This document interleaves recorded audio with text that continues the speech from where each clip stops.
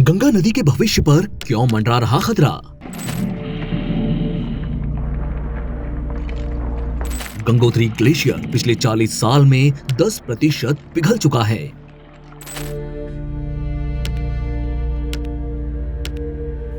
ये बदलाव उत्तरी भारत के जल संसाधनों के लिए गंभीर चुनौतियां पैदा कर सकता है। इसके पीछे क्या है बड़ी वजह, समझते हैं।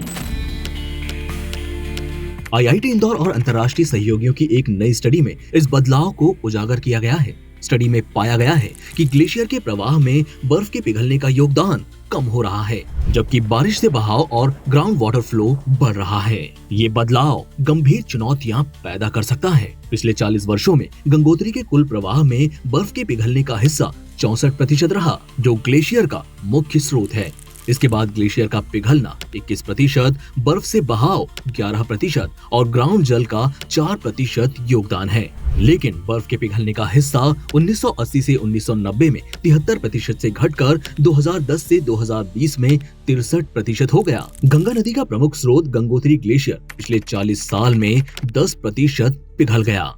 इसका कारण क्लाइमेट चेंज है।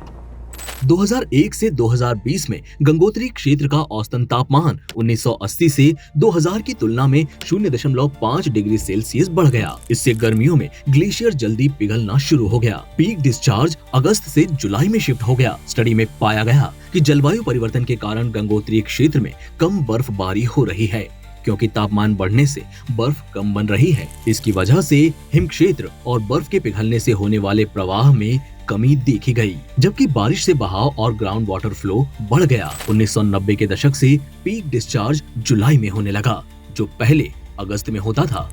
गंगोत्री ग्लेशियर उत्तरी भारत के लिए एक महत्वपूर्ण जल स्रोत है, जो गंगा नदी को पानी देता है। बर्फ के पिघलने में कमी और बारिश पर बढ़ती निर्भरता से जल संसाधनों पर गंभीर प्रभाव पड़ सकता है। गंगा के प्रवाह में बदलाव से गंगा बेसिन में खेती, जो लाखों लोगों की आजीविका का आधार है, इस पर असर पड़ सकता है। जल विद्युत परियोजनाओं के लिए पीक डिस्चार्ज का समय बदलना उत्पादन को प्रभावित कर सकता है।